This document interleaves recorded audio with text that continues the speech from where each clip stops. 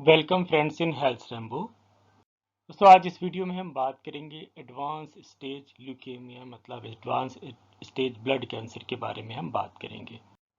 यदि हम बात करें ल्यूकेमिया की तो जैसा मैंने अन्य वीडियो में बात करा है, ल्यूकेमिया मतलब जो होता है दो वर्डों से बना होता है। ल्यूक मतलब वाइट ब्लड सेल्स और ईमिया मतलब डिजीज। तो जो ल्यूकेमिया होती है वो सफ़ेद रक्त कोशिकाएं मतलब वाइट ब्लड सेल्स की एक बीमारी होती है। इस बीमारी में क्या होता है कि जो बोन मैरो होती है वो एबनॉर्मल वाइट ब्लड सेल्स बनाने लगती है, मतलब इमेच्योर वाइट ब्लड सेल्स। ऐसा होता है कि जो वाइट ब्लड सेल्स इमेच्योर होती है उनकी काउंट इतनी ज़्यादा हो जाती है जिसकी वजह से क्या होता है कि वो WBC और प्लेटलेट की संख्या पे असर पड़ने लगता है और वो उसको खाने लगते हैं। तो ल्यूकेमिया वाइट ब्लड सेल्स की एक बीमारी होती है। अब बात करते हैं एडवांस स्टेज की ल्यूकेमिया की। इसमें क्या होता है, दूसरों से कैसे डिफरेंट होती है। तो पहले आप ल्यूकेमिया के सिम्टम्स समझ लीजिए।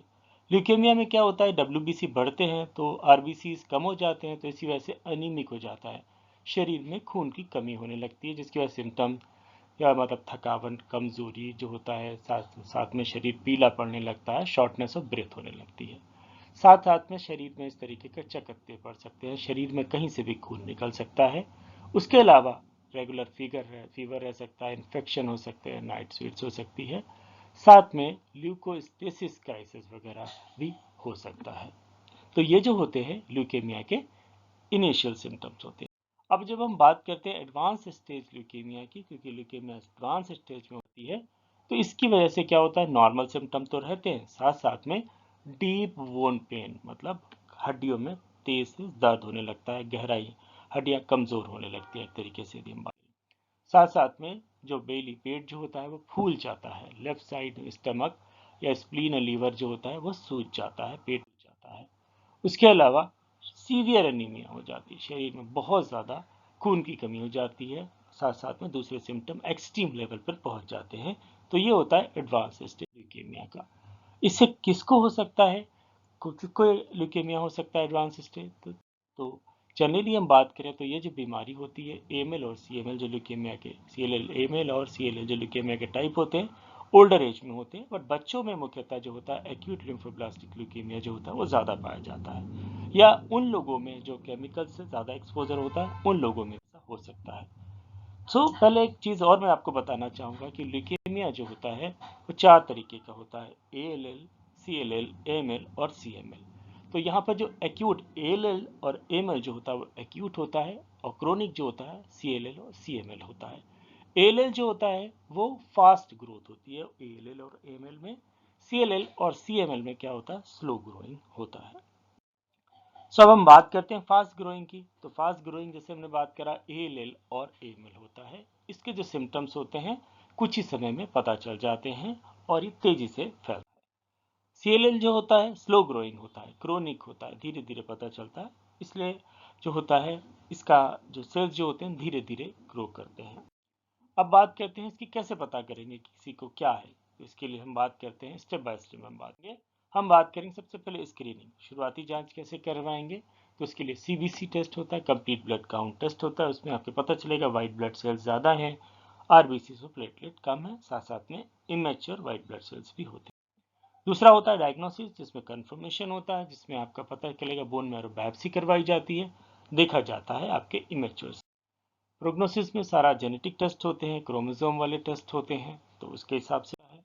मॉनिटरिंग में आपकी MRD टेस्टिंग वगैरह होते हैं या दूसरे अन्य मार्कर्स वगैरह टेस्टिंग होती है, तथा इसकी देखा जाता है कि ट्रीटमेंट देने के बाद ल्यूकेमिक सेल्स कम हो रहे हैं कि ज़्यादा हो रहे हैं, उसी हिसाब से उसको कंट्रोल किया जाता है।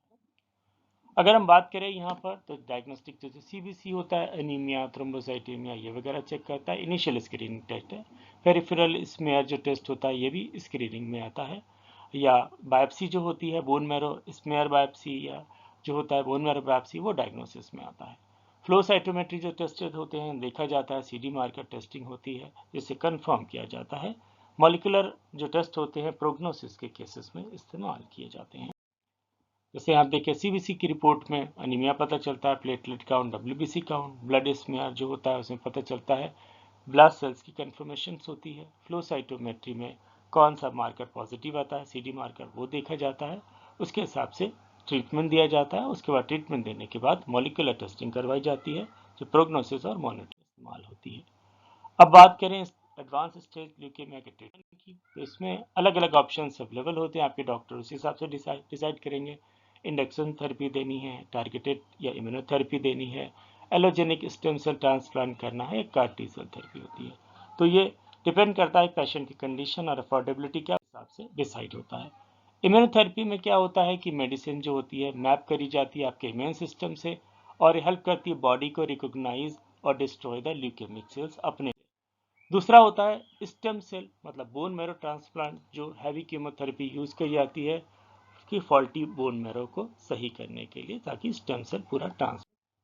अगर हम 5 ईयर सर्वाइवल की बात करें, तो जो हमने बात करा ल्यूकेमिया के जो टाइप होते हैं, ALL जो मुख्यतः बच्चों में होता है, 5 ईयर सर्वाइवल काफी सबसे अच्छा होता है 90%। ALL यदि एडल्ट में होता है तो 40% सर्वाइवल है।